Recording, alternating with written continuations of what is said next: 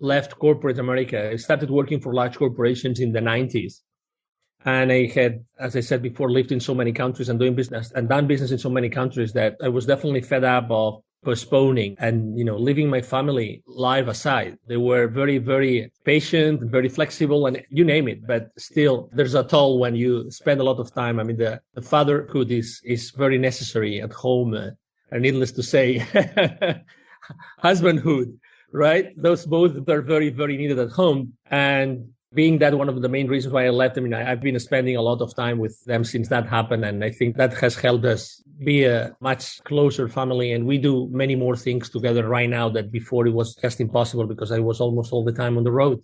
Josh. Yep. I think people forget how important that time is that you actually spend with them. You think that you're doing the right thing by building this life and everything else, but actually being with them is the most important thing most of the time. Yes, actually, we tend to think that the work as, our job as it's one of the main, reasons why, you contribute to the wealth and stability of your family, that you keep on doing it better and better and better. But the reality is that you keep on doing the same wrong thing more efficiently. That's the only thing you do. So you become absent, you keep on doing the same wrong thing more efficiently. So you are still absent, but let's say you are more efficiently absent, which is actually, it's a contradiction. So one of the reasons why I had that epiphany and that spiritual experience is probably because the day that happened I was so remorseful about being late because obviously, you don't realize, but you keep on postponing things. I remember how many weekends did I miss my flight on Friday night to go back to Dallas, and I just stayed where I had to be. And I just found an excuse. Like an excuse saying, I have to serve that client better. I have to do that additional thing that I could be doing now that I am already here. And it's, as you know, I have to say that in general, because as you know, I speak with a lot of C-level executives every single day. That's what I do for a living. So I think that working in the corporate world, we tend to be very remorseful about not just 8. spending 14 hours a day. And if you don't do that, you even feel bad. You feel bad because you don't work this many hours anymore, and which is crazy, unfortunately. You work to live or you live to work. What's the reality? What are the priorities? Do you have your priorities right? That's one question that we should be asking ourselves almost every day. I actually hear about that guilt on both sides of it. If the parents spend too much spending time with their kids and they're not going to work or doing stuff at their business, they feel guilty. And then the other side of it as well, if they're spending too much time on their business and not with the kids, they're feeling guilty. So I think it's also about allowing ourselves to not be guilty about doing the things that we need to do as well. That's interesting. I had never heard this, being guilty for spending too much time with your kids. But obviously, I understand it. Obviously, rationally speaking, I understand it. But I believe that kids actually choose their parents. I strongly believe that our children have to taught us several lessons, and that's why they are there for us. The older they get, the tougher the lessons that we have to learn. But I honestly think that they choose us and there are lessons that we have to learn, very honestly. So I don't know. I think that probably because I have spent in the past so little time with them, probably I don't think I will never spend enough time with them. Definitely. So we've obviously had a very interesting year or so with everything going on in the world. What do you find is the biggest struggle that you're finding with business owners and CEOs at the moment? I think that the most important thing is the most difficult challenge right now is how to do more with less. How do you do more? How do you keep all your clients? How do you keep all your employees? Are your employees still your priority? Yes or no? I've seen very clearly some companies that have put their employees as a priority and others that have not. And that's very important. And obviously doing more with less means that you have probably less revenue has been coming in the last few months. It depends on which industry you are, right? It really depends on that, but you still have to do a lot. How do you make sure that you keep increasing shareholder value while probably your revenues are down? How do you increase profitability? And how do you make your company employees fully aware of what that means? This is definitely the spot in which I have seen more CEOs in the last 12 months.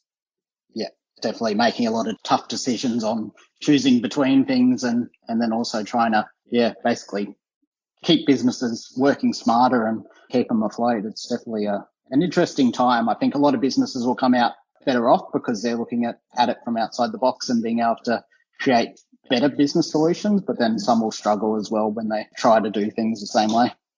And let's not forget that the CEO's main responsibility is to keep on, they serve to the board, right?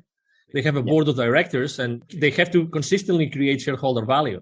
And they have to actually, as you know, they have to consistently present their plans and results to their boards. So they are very close. I mean, the relationship between what the board and the shareholders want and the CEO wants, they're completely related. So then they have their own leadership team inside their corporations, but then how do they actually send that? How do they make sure that whatever has been decided to be done is really done with the rest of the employees in the company? And then obviously, if everything was so easy and so simple as to snap a finger and the CEO had everything done, there wouldn't be the issues that the companies have, the culture and inefficiencies, things not getting done, lack of engagement, lack of accountability.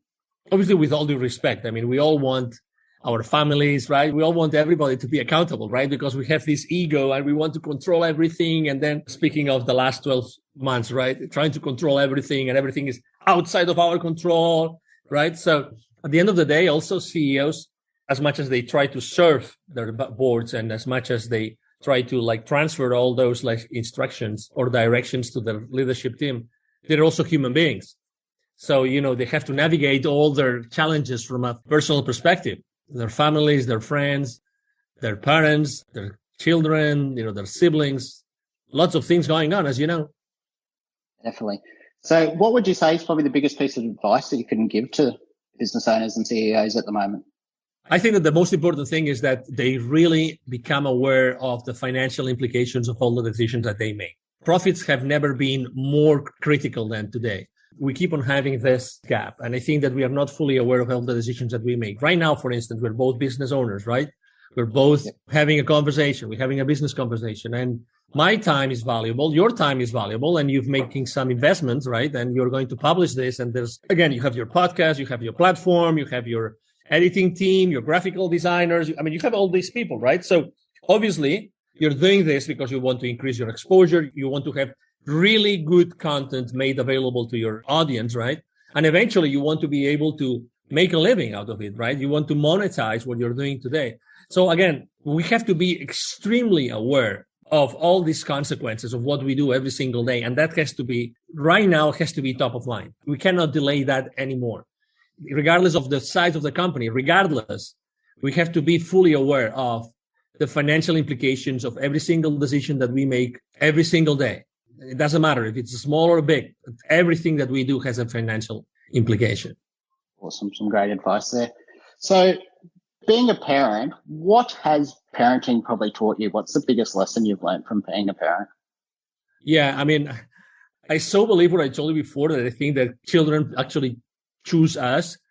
That sometimes I remember one time I was in a panel and someone asked me, if you could advise a specific CEO of this, and this characteristics, what would you advise him? I told him, have a kid. Honestly, I think that every single CEO should have a kid. Everybody should have a kid, right? And regardless of what people might think about population and blah, blah, blah, and that people maybe don't like it or don't want it, I think that children represent a big lesson in our lives. And it's not only sharing our time. It's not only sharing our mindset. It's that, I mean, we want the best. There's nobody, as much as we love our partners, our wives, right? Or regardless of that, I think that this feeling that we parents have about our kids is kind of the strongest feeling you can have. It's a different love to the love you have to your partner, but I think it's so strong that we don't want anybody else in the world to thrive more than our kids, right? They carry our last name and we want to make sure that they're going to be better than us and they're going to thrive better and they're going to have their easier life. So what do we do with them, right? So that's why I think that every single time that we are with them and we are being their leaders, and every single time that we are thinking and we are talking with them, every single time that we devote our precious time with them, I think that this is also teaching us, because otherwise we become so self-centered that we don't realize that there's other people around us. Everybody has a different concept of what we do here in this world. Okay. Everybody has a different concept. Everybody has their own spiritual, religious opinions and beliefs. And it has to be like this. But I think that we should never forget that I think personally that we are all part of the same. It doesn't matter, again, where you live. And probably my experience, international experience, has also obviously helped me to craft this concept in my mind, is that I think that we are all connected, all interconnected, and we all belong to the same humanity, earth, existence, universe. I do believe so. And I think that the kids are like someone that is always there to remind you of something. It doesn't mean that we have to do what our kids tell us to do all the time. It means that why don't we reflect more often of what our kids are telling us? Because they are so genuine. They are so curious. They are so bold, honestly. But I think that we should be listening to them more, and we should really reflect more on what our kids tell us every single day. I genuinely believe in this. And because there have been so many instances in which I was just listening to one of my kids, and he said, or she said something, and I said, wow, that's profound. That was related directly to something that had happened that day or that week or that month, or something that was bugging you at that point in time. So that's what I think. I think that if we can enjoy kids more often, and if you don't have kids for whatever reason, reach out to someone else's kids, reach out to your friends' kids or to your nephews or nieces. I really believe that besides us making sure that they grow up safely and they become better than us, right? Besides that, I think that we should listen more to them. And something else, complementary to what I was just saying, is that I believe that our responsibility with them is really limited. As much as we want to believe that they rely completely on us, no, I think that one of the most important things that we have to do in our lives as parents or tutors, right, is to make sure that they become completely independent, that we have to allow them to be themselves. As much as we would like to have them around us and we would like to have them keeping and caring for us when we grow up, right, when we get old, whatever, we have to actually learn as we raise them. We have to learn that this raising them is limited in time. It's a time-limited offer that God or whoever put us in our hands. And we have to be sure that we will literally let them go when they go to college and when they become, mature enough to live by themselves. Awesome. Some great advice there.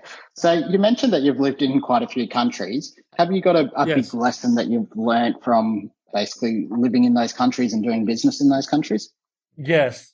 First, let me tell you that for some reason, I always felt like traveling so much and living in so much. And even in the same countries where I lived, I moved around so much in every single country that I always felt like it was natural to me. So it wasn't an effort. I mean, right now I have a family and it would be more difficult to move again. I mean, the last move we did as a family was 10 years ago from Mexico, the country, to here to the US and Dallas. But I think that one of the main lessons I've learned is because I've lived in pure communist countries while communism was still there. I've lived in first world countries and in third world countries. Okay. So I think that this has allowed me to have a different perspective of what's happening to me every single time, regardless of what I am. So right now I am in Dallas, in Texas, and I'm able to put my existence today, adding up what's happening in the world for the last 12 months, and have just a different perspective from anybody else because of just what I lived in all those different countries. Again, first world country, third world country, surrounded by poverty or surrounded by wealth, surrounded by innovation and creativity, surrounded by, unfortunately, not so much. So I think that all this has given me more flexibility, has given me a better understanding of what's happening in the world, and a better also understanding of what are the pros and cons of living in one type of country, one type of continent versus another. Right now, for instance, every single week, I deal with Latin America, with Asia, obviously with North America, and with Europe. That's my business. I have clients in all those places. And that's what I do continuously. Like I continuously do this. It means that I see what's happening in the world. I need to be connected to different places in the world constantly because that feeds me a lot. And that allows me to see both from a personal perspective and from a business perspective, what's going on and what can help others. Again, going back to the original comment that I made, that I am a connector of the unconnected. I really believe that me being in so many countries has helped me to put things in perspective in a different way, in a way in which I can bring more to the equation of closing business, creating business, and creating value for my clients, to their clients. Awesome. Love it. So you mentioned right at the start about your social enterprise or your charity. Can you tell us a little bit about that? Of course. It's called Wisdom for Kids. And what we do is we help underprivileged kids in Latin America become entrepreneurs using their local resources. You can go to wisdomforkids.today. Then you will see our website there, wisdomforkids.today. Basically, what we do is we identify communities in Latin America of children in need, and we go there and we start them on a journey towards becoming entrepreneurs and having their own businesses. And we do that through a series of workshops and mentorship provided by the local volunteers. Something which is very important for you to know is that in Latin America alone, there are 81 million kids that live in poverty. 81 million kids. And that's data from 2012. Okay. So it's 9 years ago now. That's data from the UNICEF, which I consider to be pretty solid, pretty reliable. Okay. So 81 million kids in Latin America. The total population of kids in Latin America is 170 million. So we talk about 40+% of population are living in poverty. And of this 81 million, 22 million don't have drinking water. So anything that you imagine, okay, so how many times a day you just reach out to water? How many times to do how many things? Imagine that you don't have that. Imagine that you have to actually store it somewhere. You have to collect it somewhere. You have to go somewhere to pick it up, right? Reflect on that. So imagine if those kids could develop their own ventures and could start developing and creating some local wealth, what that could do to those communities. And it's just a matter of reaching out to them and letting them know that there's more possibilities in their lives. There's more opportunities. They just have to tap into their own genius, because we all have our own genius, all of them. I remember when I started interviewing people, I had one client of mine who asked me to actually interview for them. And I started interviewing, and I interviewed hundreds of people. And I always, you will resonate with this too, for sure, which is my role as an interviewer, right, as a host, was always to make sure that I was the conduit of my interviewees, of my guest greatness. That's what I was there for. I wasn't there to be the main character of the movie, of the episode, of the chapter. Not at all. What I wanted is my guest to shine, because I knew that during that conversation, there was going to be a piece, something, a phrase, a sentence, a statement, something that someone from the audience would benefit from. I'm very blessed because I am, part of podcasts. I'm interviewed very often. There's always someone that sends me a note saying, "Hey, Angel, I heard you on that podcast. I loved what you said. I would love to follow you. I would love to connect with you on LinkedIn, blah, blah, blah." And that's it. I mean, just with that, as a host, you consider that you did a great job because you were able to change somehow someone's life. And that's priceless, Josh. You know that. Definitely. It's amazing. So that all sounds amazing. Definitely. I think everyone should go check that out and check out what you're doing there, because it definitely sounds great. So it has been amazing chatting to you today. So for anyone at home that actually wants to learn more about you, how do we connect? Thank you. Absolutely. So the easiest way is to go to LinkedIn. I'm very active on every single social media outlet. Okay. So Angel Ribo is spelled R-I-B as in boy O. My brand, as you said in the beginning, is the CEO Confidant, the CEO Confidant. And the easier way to connect with me, obviously you can go to LinkedIn. I'm very, very active on LinkedIn because that's where my clients are, where the clients of my clients are. The easiest way to reach out to me is to actually send me an email. We respond, my team or myself, we respond to all the emails. Very easy email address. It's Angel is spelled as in heaven, ANGEL, at angelribo, RIBO again, .com. Angel@angelribo.com. And thank you. Awesome. Thank you so much, Josh, for allowing me to be here today. All good. We'll put those in the show notes as well. So thank you so much for joining me. It's been awesome having a chat. Absolutely. It's been great to be here. And again, thank you very much to everybody listening to us today. Thank you for listening to Parenting Plus Business Equals. Make sure you subscribe on your favorite podcast platform to get notified when new episodes are live.